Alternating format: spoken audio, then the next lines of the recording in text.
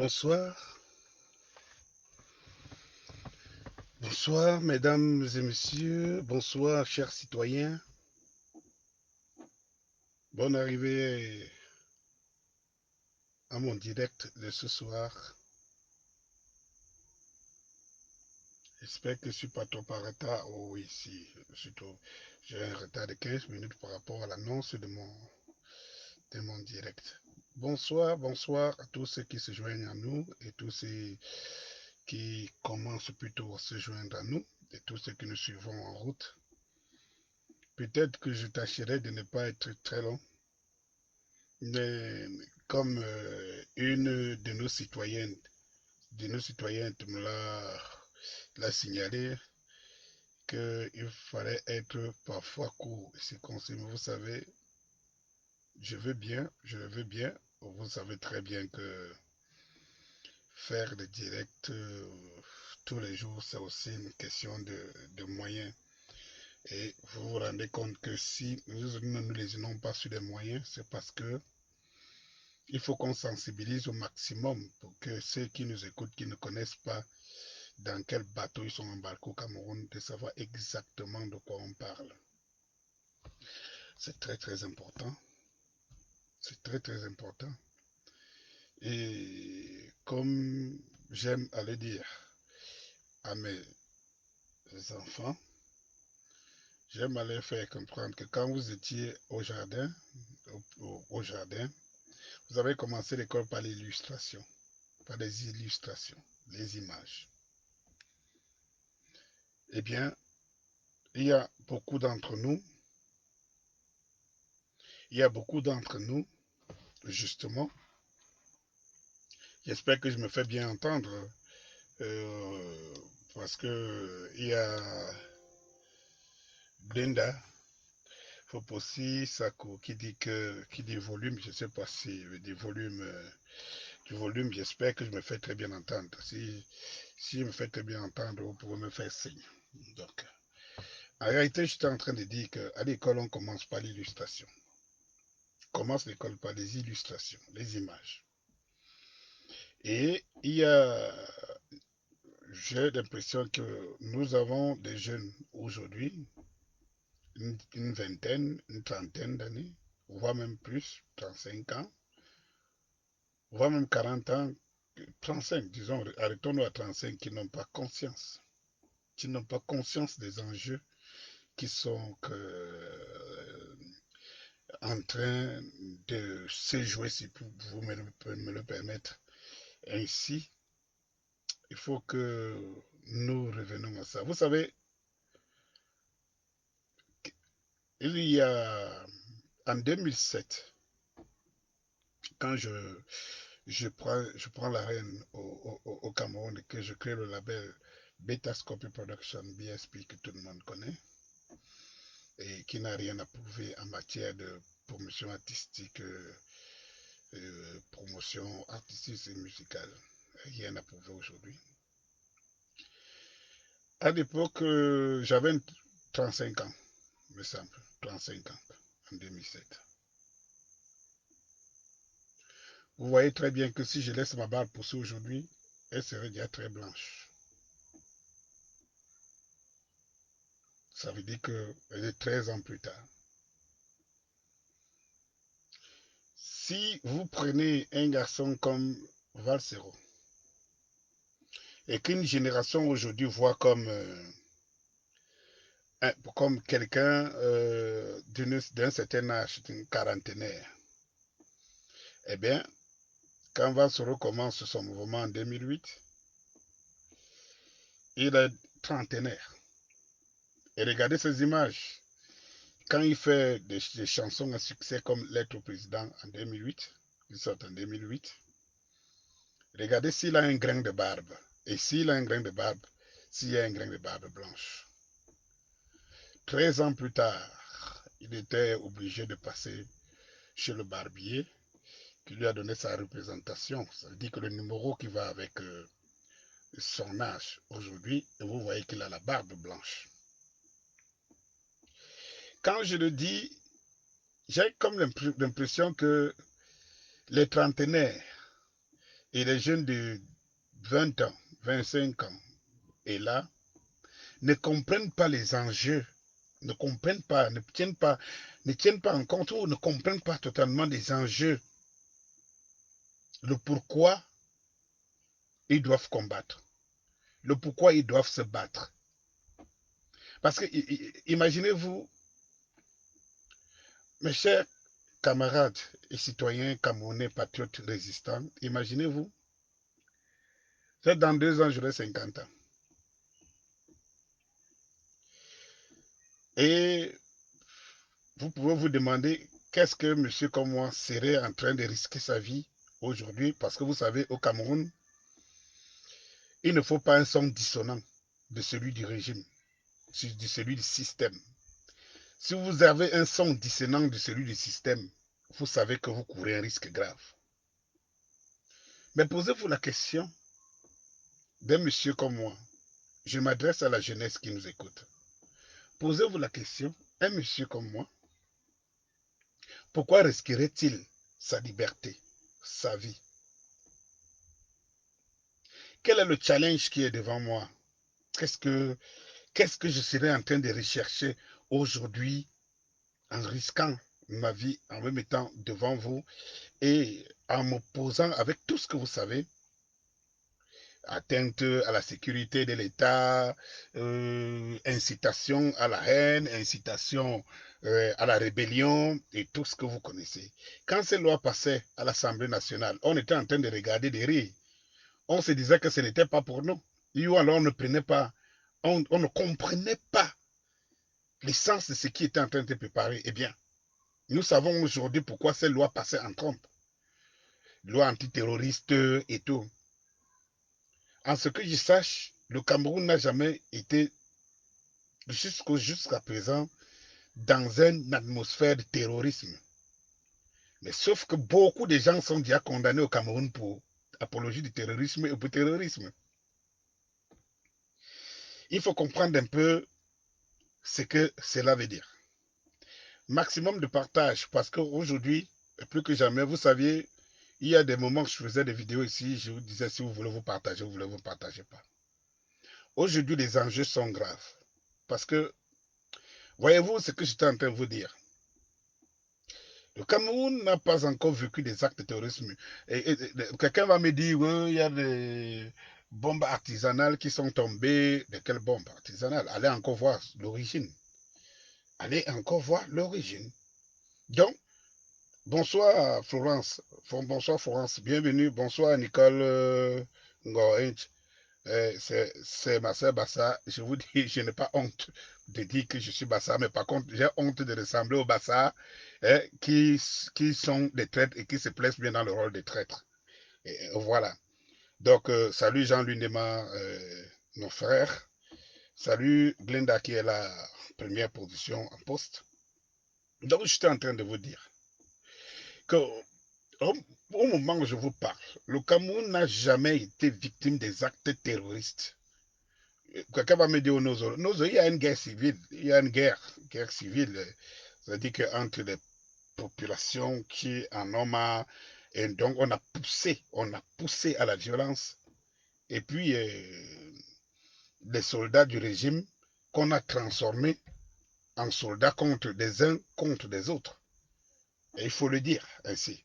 Mais ce que je voudrais vous faire comprendre, c'est que savez-vous le nombre de personnes, le nombre de procès qui sont intentés au Cameroun pour terrorisme, alors que nous n'avons jamais commis des actes, nous n'avons jamais été victimes des actes terroristes. Nous sommes donc dans ce système. Et je vous appelle, je vous interpelle, parce qu'on a, dans notre momification, on semble croire que ceux qui se lèvent tôt, comme nous, ceux qui se donnent le temps de sensibiliser, d'appeler, de faire appel à la prise de conscience que le régime qualifie d'insurrection, nous avons peut-être à demander, à croire, mais j'aime à le dire. Vous savez, je ne serai pas en train à chaque fois de rappeler que je n'ai pas faim, mais je préfère vous rappeler que je n'ai pas faim. Je préfère vous rappeler que je suis bien assis. Je ne suis pas riche, mais je n'ai pas faim. Donc, de toutes les façons, mes enfants n'ont envié à aucun riche autour de nous parce qu'ils estiment qu'ils ont tout ce que les autres qui peuvent être riches ont. De tout, tout au moins. Tout au moins. Mais je voudrais dire ceci, c'est que, en fait, s'il y avait quelqu'un qui ne prendrait pas le risque de s'attaquer à ce régime barbare, quelqu'un comme moi, vu mon âge de cinquantenaire qui me menace, je ne prendrais aucun risque. Je serais en train de constater comme beaucoup. Ils constatent, ils disent, après, ils se taisent, ils restent tranquilles. Il faut donc comprendre les enjeux, chers camarades, chers patriotes, chers compatriotes, citoyens camerounais. Parce que le drapeau, c'est quelque chose de sacré. Quelque chose de sacré et de très sacré. Parce que la patrie, c'est quelque chose de sacré. Je m'adresse à la génération, comme je disais tantôt, aux trentenaires, parce que à ceux qui ont 20 ans, 25 ans et tout, qui sont juste majeurs. Parce qu'ils ne comprennent pas pourquoi nous luttons. Moi, je lutte justement parce que mon premier fils, par exemple, il a 21 ans.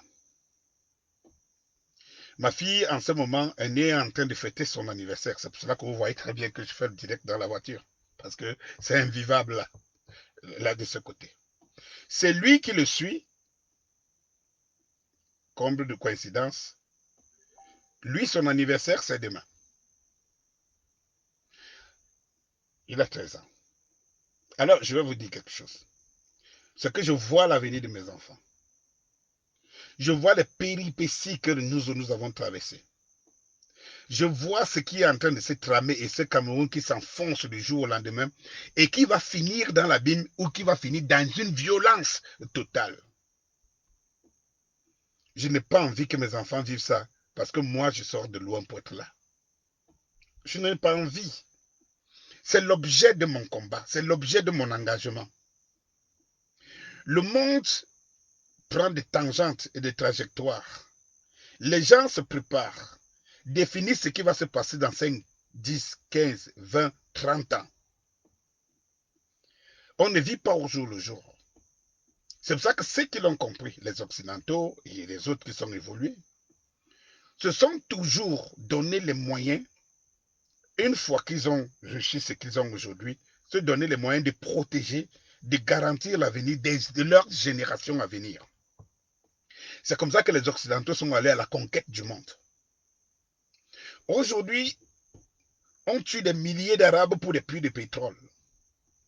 Aujourd'hui, on nous prime des millions d'Africains pour le colbart et toutes les matières que vous connaissez. Aujourd'hui, des forces comme les Barkhane et tout que vous voyez, qui sont dans les déserts maliens et tout ça là, c'est parce que les Occidentaux veulent préserver ce qui va garantir leur avenir pour les 30, 40 prochaines années. Eh bien, nous, on a une culture, nous l'Africain, c'est la culture de manger et de dormir. Alors, tant qu'on mange maintenant,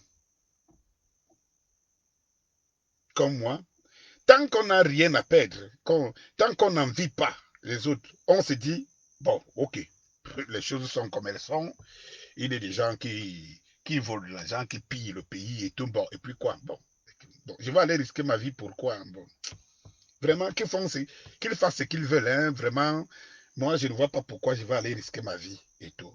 C'est d'égocentrisme. Chaque citoyen qui a 40 ans aujourd'hui, 50 ans et plus, qui pense que le combat de maintenant n'est pas son combat, il est égoïste, il est égocentrique. Il n'aime même pas ses propres enfants. Parce que lui ne sera plus là demain. Et les enfants vont vivre dans cette société-là. Alors, vous voyez l'objet de mon engagement et l'objet du combat de toutes les générations. Eh bien, j'aimerais dire aux mêmes générations aujourd'hui, puisqu'elle est la plus nombreuse, elle est la plus puissante, ça veut dire que les jeunes entre 15, 20 et 30, 40 ans, eh bien, j'aimerais vous dire, quand M. Paul Biya arrive au pouvoir en 82, j'ai à peine 10 ans. j'ai à peine 10 ans. J'ai vécu les hurrahs dans les villes, autour de moi. Je ne savais pas ce que c'est, j'entendais le discours. Parce que les parents à l'époque, il y avait une radio, la CRTV bien sûr, et tout le monde écoutait la radio. Et les radios, les postes de radio étaient partout. Tout un responsable, ou bien du moins toute une maison avait un poste de radio.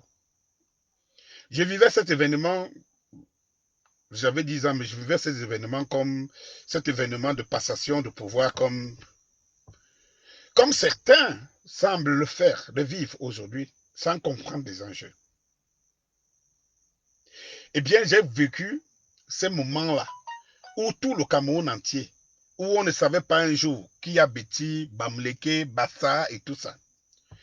Tout le monde se levait pour saluer le départ d'Aïdjo et l'arrivée de Paul Biya. Eh bien, nous sommes très loin de ces années. Chers amis, chers camarades résistants, nous sommes très loin de ces années. Eh bien, lucide que je suis, j'aimerais me vanter de l'être. J'ai vu, au fur et à mesure que je grandissais, ce système, ce régime, le régime Paul Biya, se tuer, mourir, se dégrader, jusqu'à la génération que vous êtes aujourd'hui.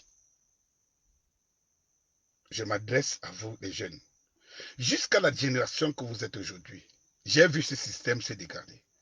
J'ai connu dans ce pays ce que vous qui avez 30 ans, 35 ans, vous n'avez pas connu. Mais qui a existé, des choses qui ont existé dans ce pays. J'ai vu ce pays quand il était une fierté de l'Afrique centrale, une fierté africaine. J'ai connu ce pays ici. J'avais 15 ans, j'avais 20 ans. Plus tard, 25 ans, j'ai commencé à vivre les péripéties du système. J'ai vu le pays sombrer.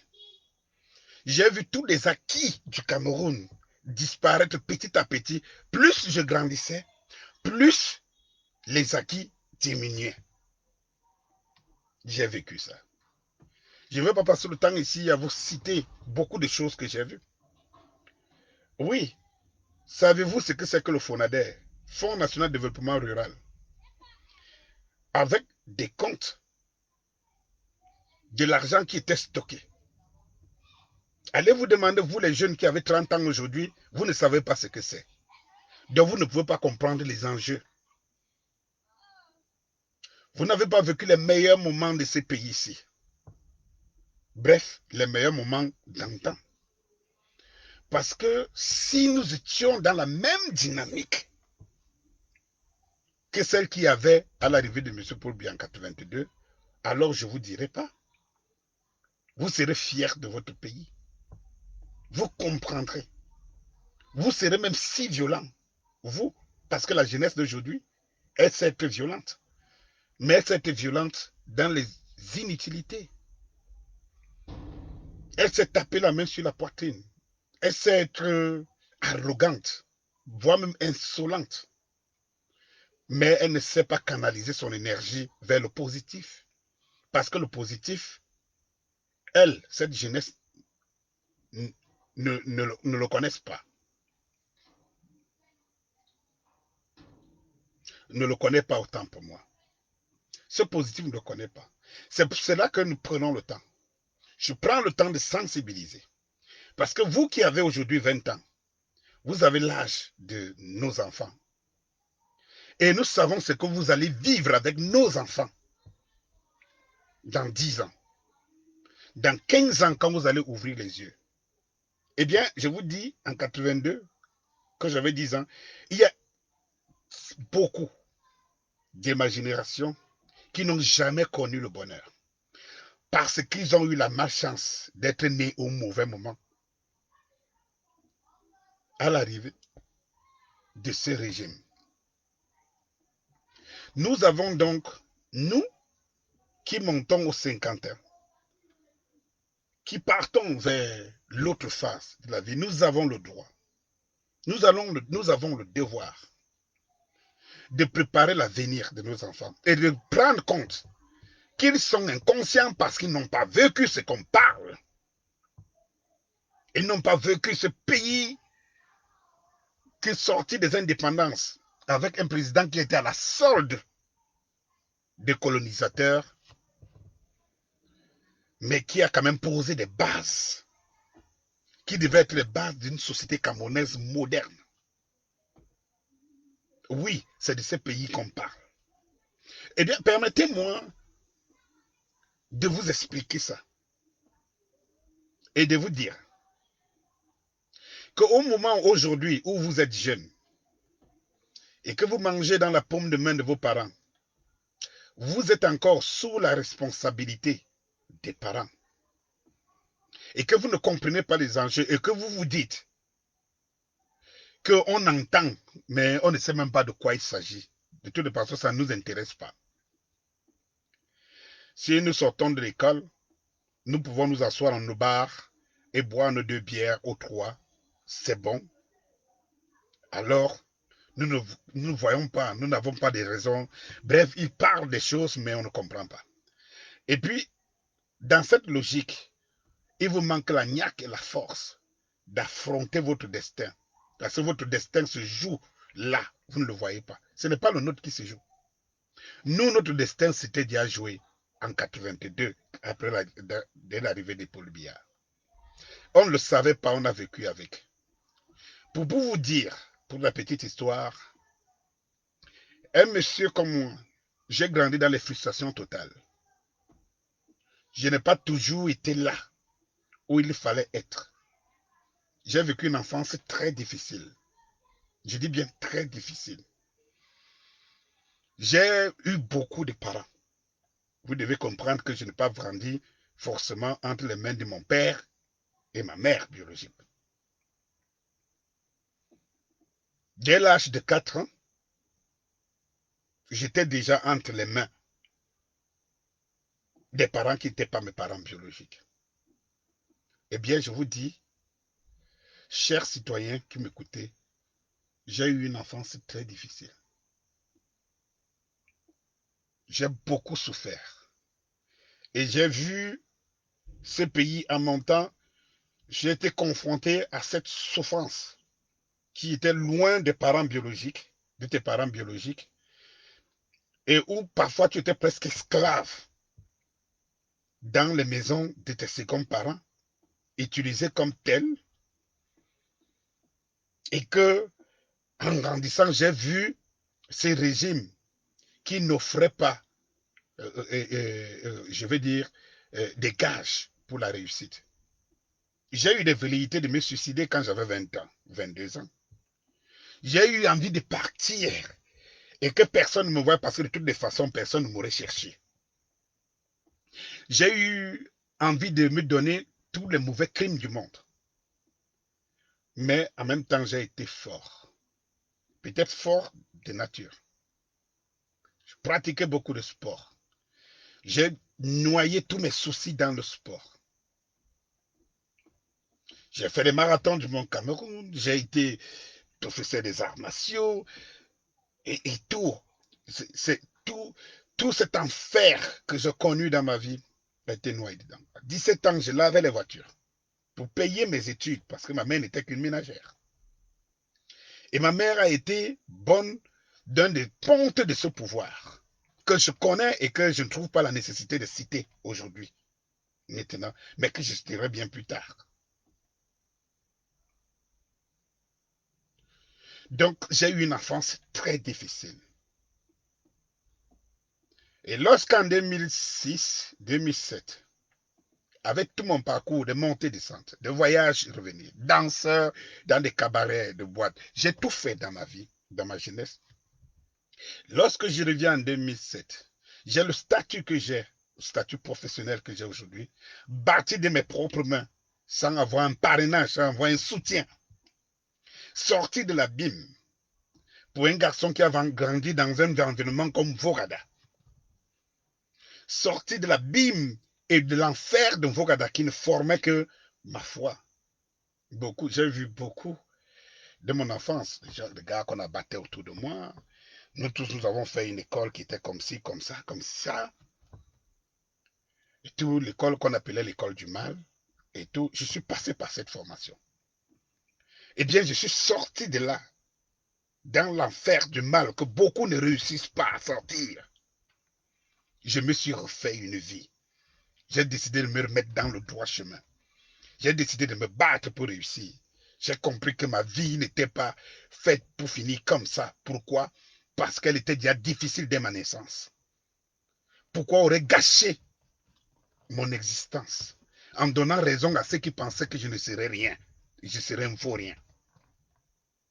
Eh bien, chers camarades, combattants, résistants, citoyens, patriotes, j'ai été formé dans ce moule. Et quand j'ai commencé à avoir de l'argent, fruit de mon travail, mon dur labeur, en 2007, je vais vous dire ce que j'ai fait. Je reviens avec mes niveaux, mes diplômes de concepteur en architecture, et j'essaye de m'implanter au pays. Et je sors un album, État des lieux, où je dénonce le système BIA. Donc, en fait, je ne me contente pas d'être sorti de l'eau et de commencer à gagner de l'argent, à vivre, à monter, descendre. Mais je me dis, l'enfer, je sors, je n'aimerais pas que mes enfants vivent ça. Eh bien, je suis dans cette logique. Mes chers frères, mes chers petits frères, mes chères petites sœurs, je suis dans cette logique de continuer à combattre parce que je sais d'où je sors. C'est très difficile, vous ne comprenez pas, vous ne le savez pas. Vous qui mangez, qui sortez tous les jours, vous rentrez, vous avez des parents, vous ne comprenez pas ce que c'est que la vie. Mais au moment où vous aurez à la comprendre, il sera trop tard. Il sera trop tard. Et c'est pour cela que je m'en veux à des parents qui pensent que voir ce que c'est, ne pas regarder devant eux, ne pas savoir, ne pas prédire, ne pas prévenir les enfants de ce qui va se passer demain, ne pas leur montrer ce qui le chemin. C'est un crime. Et je considère que c'est un crime. Oui, c'est un crime parce que le dehors est dur. C'est difficile. Allez demander à une grande partie de la diaspora, à ceux qui ont bradé les mers, bradé les tempêtes pour traverser, fuir ce pays qui ne les offrait aucun avenir. Allez leur demander ce que c'est que la souffrance. Ils connaissent ce que c'est que la souffrance. Quand vous voyez les gens, la diaspora qui se lève tous les matins, dans des conditions, dans des vies, je veux dire, dans des villes, des pays qui sont difficiles à vivre, parce qu'ils n'arrivent pas à croire. Autant vous voyez les pays développés, autant pour vous en sortir, ce n'est pas évident. Alors, quand vous voyez ces gens qui ont vos frères, vos camarades, vos compatriotes, vos sœurs et tout, qui ont bradé la mer, qui ont d'abord accepté quitter leurs parents, couper l'embryon pour aller en aventure, parce que j'ai l'impression que vous ne savez pas ce que c'est que l'aventure. L'aventure, c'est prendre une route sans but défini. Et quand vous prenez une route sans but défini, cela veut dire que votre existence n'a plus de sens. Et vous vous dites, si vous ne réussissez pas, alors vous n'avez rien à perdre, parce que votre existence n'a pas de sens. Vous devez comprendre ça. Vous enviez vos frères qui sont en Europe, en Hexagone, en Occident et tout, mais je ne suis pas sûr que vous êtes prêts à traverser toutes les péripéties, toutes les ténèbres qu'ils ont eu à brader pour se retrouver de l'autre côté. C'est pour cela qu'il faut respecter la vie de ceux qui ont voyagé et de ceux qui ont vécu. Parce que ce dont je vous parle, c'est le vécu. Ce dont je vous mets au devant de la scène, c'est ceux qui ont voyagé. Mais pourtant, c'est cette diaspora qui se lève au premier plan. Et nous avons l'impression que cette jeunesse qui est dedans ne comprend pas les enjeux. Vous tendez la main tous les jours à vos frères, à vos sœurs qui sont de l'autre côté de la Manche. Parce que vous avez l'impression qu'être de l'autre côté, c'est avoir réussi. Vous les tendez la main. Vous voulez qu'ils vous trouvent tous les jours de quoi manger. Vous pensez que la vie est facile. Et parfois, ils vous font des promesses, ils ne réalisent pas. Et vous vous dites, oh, depuis qu'il est en Europe, il n'a jamais réalisé ce qu'il m'a dit, il m'a jamais envoyé ce qu'il a dit. Eh bien, c'est que tu ne comprends rien. Fais le minimum d'efforts. Produis le minimum d'efforts. Étant ici sur place pour comprendre ce que tu as envie qui te rende la vie facile, vivent et ont vécu. Eh bien, chers camarades combattants, il arrive que nos frères qui sont à la diaspora sont capables de se lever tous les jours parce que les circonstances, là-bas, on respecte ce que l'être humain. Il y a un minimum de respect des droits de l'homme et tout ce que vous pouvez dégager par rapport à ça. Mais, eh bien, je vais vous dire une chose. C'est que eux, ils ne sont plus dans l'enfer. La diaspora, vos frères qui sont de l'autre côté, frères et sœurs et parents, ils ne sont plus dans l'enfer. Ils essayent de vivre. Mais nous, nous y sommes. Vous, vous y êtes. Moi, je suis dans l'enfer parce que aujourd'hui, je ne pense plus à moi. J'ai eu une vie. Tous ceux qui me connaissent dans cette vie, à Yaoundé ou machin truc, savent que depuis les 15 dernières années de ma vie, je les ai vécues comme un pacha. On a animé ce Yaoundé pour quelqu'un qui sort de nulle part. On a animé ce Cameroun-ci. Oui. Et je vous dis, mon combat aujourd'hui, c'est le combat de mes enfants. Et quand je dis mes enfants, je parle de toute leur génération. Parce que je ne veux pas voir quelqu'un souffrir.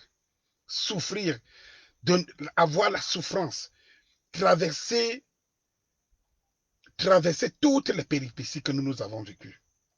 Et je ne comprends pas qu'il y ait des parents qui ne montrent pas à leurs enfants le chemin, qui leur font croire que la vie est si facile devant. Oui, nous devons montrer et nous devons nous rassurer que notre travail, notre combat, notre travail n'a pas été vain.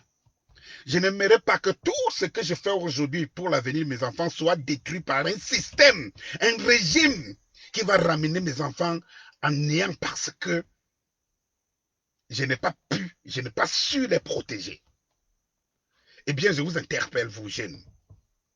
Comprenez que ce pays était une merveille en effervescence, une merveille en croissance, une merveille à venir. Et que ce pays a été détruit depuis 82. Et que tous les acquis qui étaient notre avenir.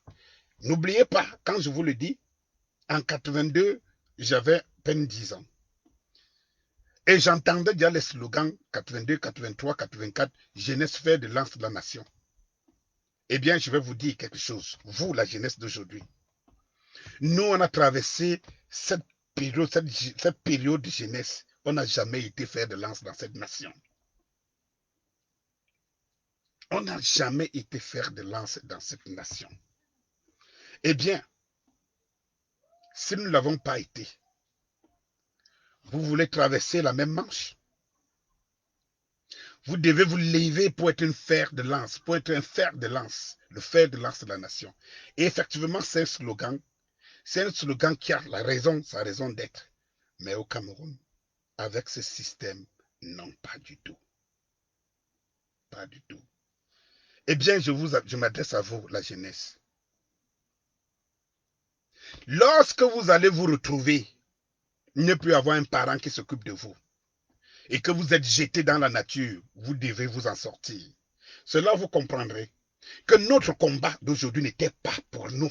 Il était pour vous prévenir que c'est comme ça que vous allez. Votre vie sera un enfer. Un enfer. Et oui, je dis bien un enfer. Vous savez, moi je n'ai jamais donné mon anus pour réussir. Malgré toute la plus grande galère que j'ai connue, je n'ai jamais donné mon anus. Je ne suis jamais allé chez Marabout. Si quelqu'un sait, si quelqu'un peut vous le dire, vous le témoigner, qui se prononce. Je suis connu. Et on m'a même taxé de ça quand je produisais les Valsero, les GN, tous ces gars-là, à l'époque, faisaient du Gixer. On disait, oh, lui, vraiment, c'est parce que ces gars donnent des fesses. On m'a taxé de tout. Mais je peux vous dire, vous, les jeunes qui m'écoutez, n'écoutez pas les sirènes de ceux qui n'ont pas réussi et que dans leur vie sont devenus des sensus. Ceux-là qui estiment que vivent à côté d'un serpent, ce n'est pas un problème. N'écoutez pas leur sirène. Je vous parle et je m'adresse à vous. Eh bien, chers jeunes camarades combattants, une fois que je m'adresse à vous, je m'adresse à vos aînés, parce qu'ils doivent savoir ce dont ils vont vous laisser. Permettez, je vous ai dit, oh là là, voilà, vous vous rendez compte que j'ai tout vidé, même,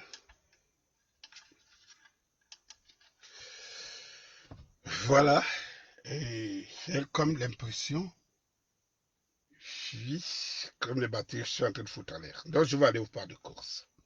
Je vous disais tout simplement, chers frères, chères sœurs, c'est que aux aînés de ma génération, plus que moi, cessons d'être égoïstes et de penser à nous et nous dire si nous avons de quoi manger, ah, tant pis.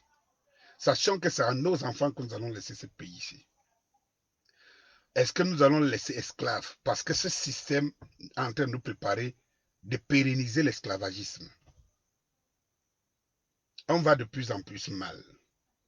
Alors, quand je me lance dans le mouvement du M22, dont s'appelle le M22, dites-vous une chose, vous, la jeunesse d'aujourd'hui, quand on dit qu'on vous appelle à l'insurrection, je vous dis non. C'est pour que vous preniez conscience des enjeux qui sont en train de se passer. Ces enjeux-là ne sont pas pour nous. C'est pour vous. Prenez conscience de ces enjeux et dites-vous une chose. Ce qui vous fait croire aujourd'hui que vous n'avez pas les raisons de vous battre, lorsque vous allez les perdre dans 5 ans, vous comprendrez que vous avez eu l'opportunité de saisir, d'avoir un pays fier de l'être et être fier d'être de ce pays et que vous êtes passé à côté parce que vous pensiez que c'était le combat des autres. Oui, chers camarades combattants, l'heure est au réveil. Saisissez le mouvement, le M22, le mouvement du 22 septembre, parce que c'est celui-là qui a créé l'événement. L'événement où les Camerounais ont exprimé, malgré la répression, qu'ils en avaient marre. Et mobilisation pour ce mouvement qui nous rappelle que tout est parti du 22 septembre, après un appel de Kamto. Mais en même temps, que Kamto n'est pas le Seigneur. Kamto n'est pas un prophète. Kamto, il est avant-gardiste, comme ce que nous vous disons. J'ai entendu un Paul Eric King dire, avant le 22, que Kamto avait déjà gagné sa vie, Kamto avait déjà sécurisé ses enfants, sa famille, il avait déjà gagné sa vie, et il veut lâcher les autres points. Je vais vous dire une chose, je vais vous rappeler, comme je l'ai rappelé à M. Célestin Jamin. Quand vous allez dans la rue manifester les problèmes du pays, vous n'allez pas manifester pour Kamto. Je réponds à M. Paul-Éric Kinguet parce que vous avez une façon ici de poser des actes, de définir des choses qu'on ne comprend pas, qui n'ont aucune raison, qui sont construites sur rien. Effectivement, si Kamto n'a plus rien à perdre, eh bien, dites-vous une chose. Si on n'a pas le courant, si je n'ai pas l'électricité, si je n'ai pas d'eau, si je n'ai pas, il n'y a pas de justice, est-ce que c'est pour Kamto qu'on va dans la rue? Eh bien, saisissez, jeunes d'aujourd'hui, avec la compagnie de vos aînés, qui savent où on va.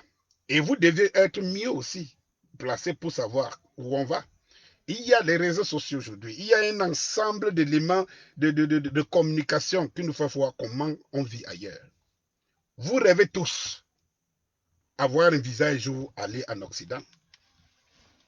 Pourquoi rêvez-vous aller ailleurs alors que vous pouvez créer ce paradis ici? That is the question. Pourquoi rêver aller ailleurs alors que vous pouvez créer ce paradis ici? Eh bien, le combat de maintenant, c'est pour que vous vivez dans le paradis qui a été qui a été, je veux dire, empêché d'atteindre par notre génération. Oui, parce que nous pouvons atteindre le paradis. Oui, parce que le Cameroun est un poumon de l'Afrique centrale et de l'Afrique tout entière. Oui, parce que nous avons des ressources minières. Oui, parce que nous avons toutes des opportunités. Nous sommes dans un carrefour. Oui, parce que nous avons de l'expertise. Oui, parce que nous avons des hommes, nous avons le savoir. Allez voir le savoir camerounais dans tout le monde entier. Oui, parce que nous avons de la main-d'œuvre. Oui, parce que nous avons des terres. Alors nous devons créer notre paradis. Comment pouvez-vous rester tranquille quand on mène votre pays en enfer et vous passez le temps à rêver aller plutôt à l'étranger vers ceux qui se sont battus? Vous voulez aller en France? Vous avez connu la Révolution française? Eh bien, si les Français ne se sacrifiaient pas, comment pensez-vous que vous auriez envie d'aller en France? Vous êtes allé en Angleterre? Vous avez connu toutes les révolutions anglaises? Et comment pensez-vous que vous vouliez aller là où d'autres se sont battus? Et vous voulez qu'ils vous accueillent à bras ouverts? Il faut comprendre. Donc tu n'arrives pas à te battre pour que ton pays avance. Tu préfères rêver, aller chez les autres qui se sont battus et venus créer un plus grand nombre. Et c'est pour cela que vous voyez les Camerounais, comment ils sont traités en Guinée, comment ils sont traités au Tchad, comment ils sont traités au Gabon. Parce qu'en fait, est-ce que c'est les Camerounais qui devaient aller commander vivre en Guinée? C'est les Camerounais qui devaient aller commander vivre au Tchad, au Gabon, où on impose d'impôt en impôt aux Camerounais. Alors que c'est eux qui nourrissaient ce pays-là. C'est le Cameroun qui nourrissait ce pays-là. Je vous ai dit qu'ici, il y a encore une quinzaine d'années, quand vous vouliez creuser un trou, une rigole et tout, vous faisiez appel aux Tchadiens et aux Centrafricains. Et aujourd'hui, nous sommes appelés à aller mendier chez les Tchadiens. Nous, le poumon de l'Afrique centrale. Parce que j'aime entendre les gens ici qui nous disent quelles sont les raisons, qu'est-ce qu'on reproche. Mais c'est terrible. C'est terrible. Eh bien, chers camarades, chers compatriotes, ce que j'aimerais vous dire ce soir, c'est que plus que jamais, je suis l'ennemi du régime et du système. Aurais-je encore combien de temps à vous galvaniser, à vous faire comprendre, à vous encourager, à vous faire voir ce qui se joue? En ce moment où je vous parle, je serai assis dans un bar parce que j'ai les moyens, encore que j'ai des bars et des snacks pour ceux qui me connaissent. Je serai assis en train de boire ma bière ou mon whisky et tout ça.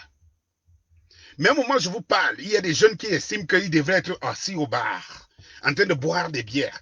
Alors que moi, qui ai tout ça entre mes mains, qui ai bossé pour avoir tout ça, j'estime que le combat est ailleurs.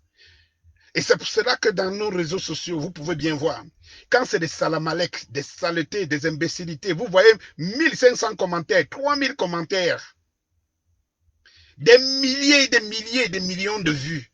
Mais lorsqu'il s'agit de ce qui est pour vous, ce qui est votre avenir, vous estimez que ça perd du temps, ça fatigue des ménages.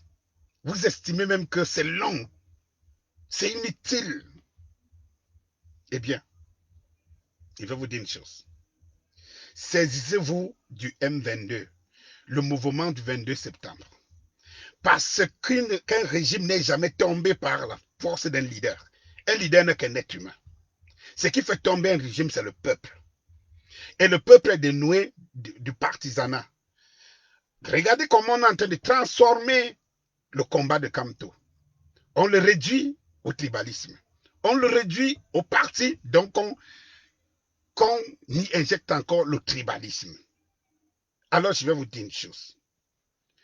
Si nous continuons à attendre le Kamto, nous jouons le jeu du pouvoir, qui nous enferme dans cette logique et fait croire que les problèmes du Cameroun se résument dans une compétition entre Kamto et Paul Biya et entre le MRC et le RDPC et ses alliés.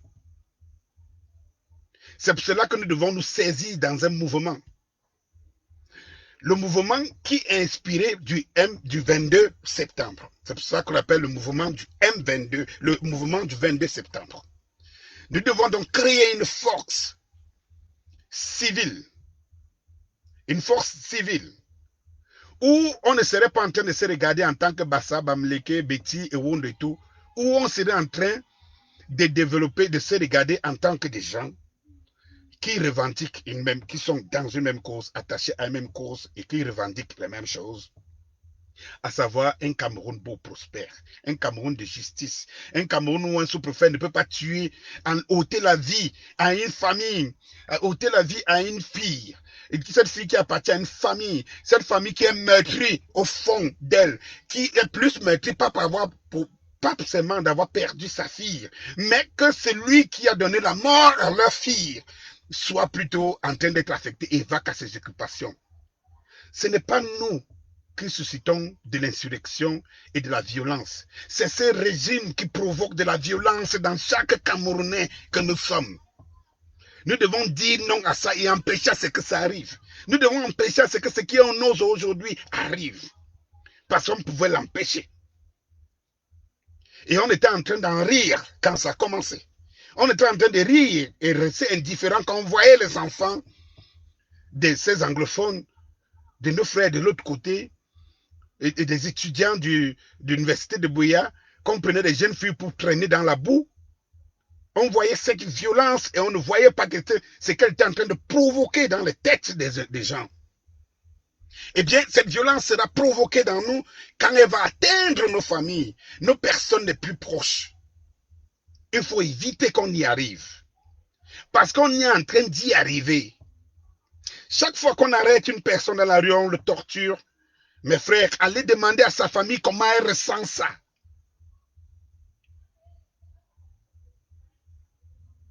Quand un Camerounais meurt, c'est une torture, et emprisonné. Toi, l'autre Camerounais qui n'est pas de sa famille biologique, tu estimes que tu ne ressens pas ça. Tu veux ressentir ça le jour où ça va arriver chez toi? Tu veux le ressentir le jour où ça va arriver chez toi? J'entends les gens qui disent non, non au trouble, non à la violence, non au casse et tout. Vous le dites à qui? Au peuple. Le peuple, lui, n'a jamais cassé. Le peuple, lui, ne trouble pas. Vous voyez des peuples troublés ailleurs. Vous voyez les peuples cassés en France. Vous voyez les peuples cassés aux États-Unis. Qu'est-ce qu'on a déjà cassé au Cameroun pour vous dire que le peuple qui revendique c'est bien, il casse. Alors vous criez, à force de dessiner le diable prend le mur, il finira par apparaître. Et je me veux, moi, Danny Scorpio, et j'appelle de mes voeux tous les Camerounais. J'appelle tous mes voeux à ne pas arriver à ce stade. C'est pour cela que j'appelle à un mouvement pacifique, un mouvement dénonciateur, un mouvement qui dénonce les injustices, un mouvement qui dénonce les incapacités de nos dirigeants, un mouvement qui dénonce et propose autre chose. Un mouvement que je veux, je l'appelle, je le dis, pacifique. Pacifique, mais qui parle. Parce que la force du nombre, c'est la plus grande arme dans une société moderne. Oui, c'est ce Cameroun que j'appelle de tous les vœux. C'est ce Camerounais que j'appelle pour dire non, mobilisons-nous tous les samedis, mais ça doit être construit.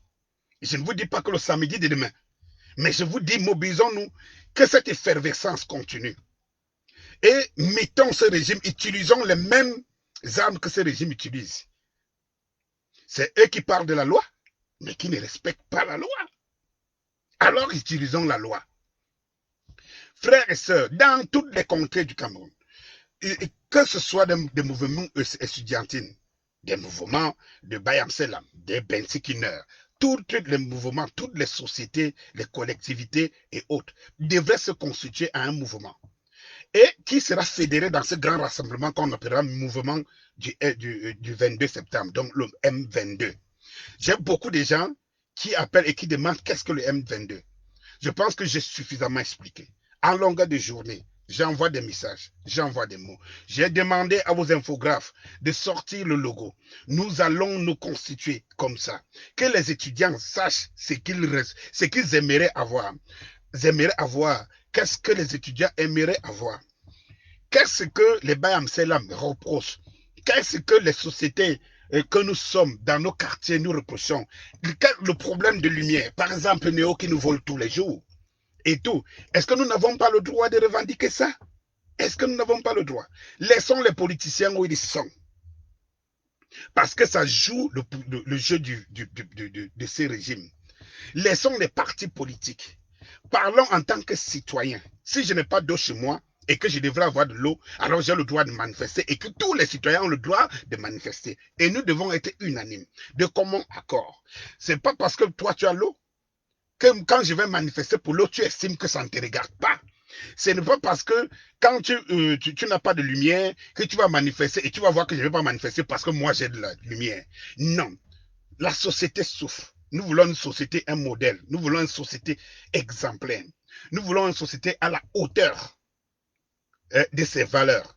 Et nous avons les valeurs, nous avons l'expertise, nous avons des ressources humaines.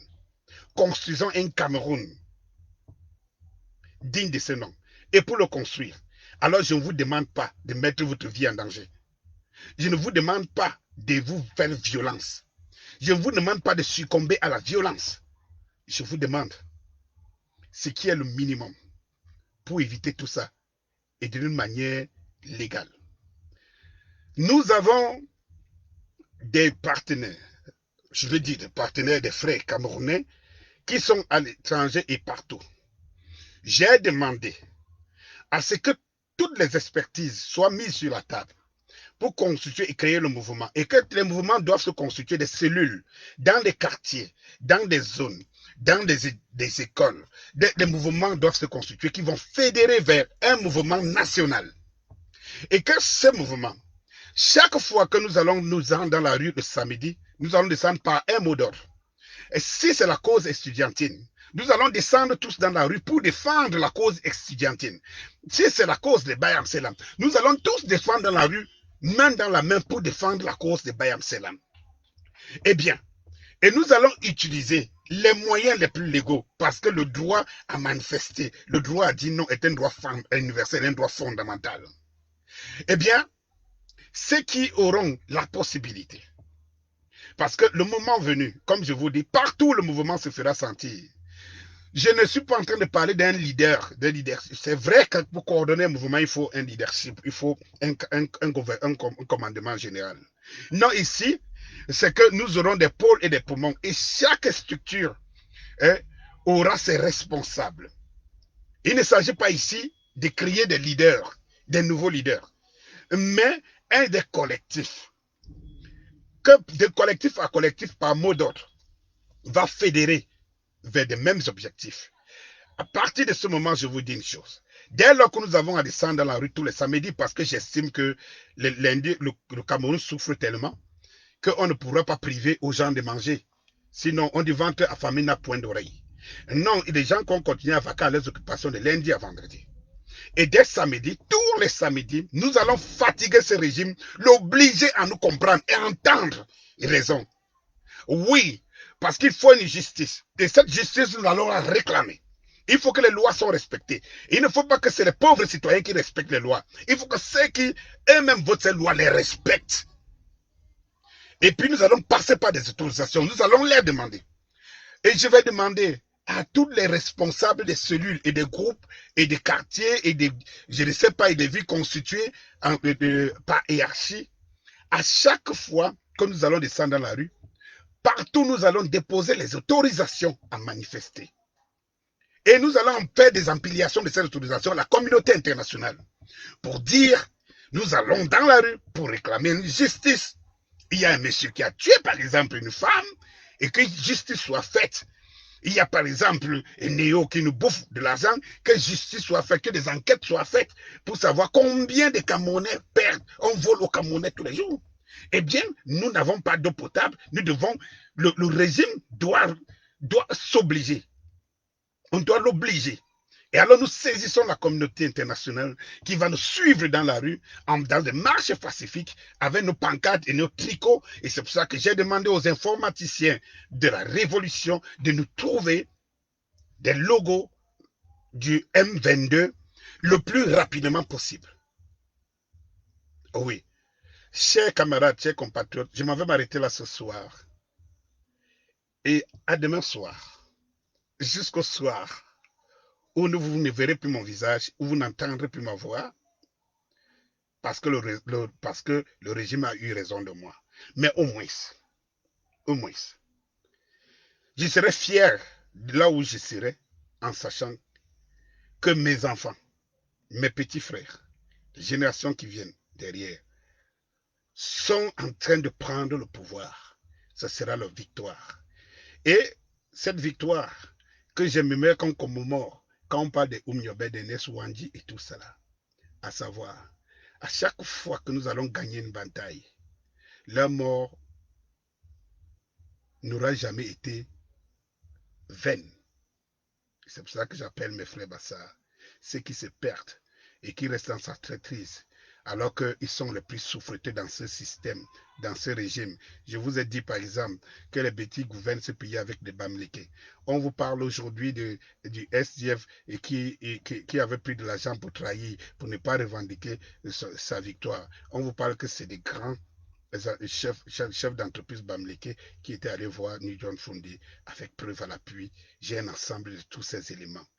Ah oui, et quand vous entrez dans un combat où vous ne gagnez absolument rien et où vous voulez combattre ceux qui se lèvent quand même, qui ont bénéficié de ces systèmes et se lèvent pour dire non, c'est que vous êtes les plus imbéciles de la cité.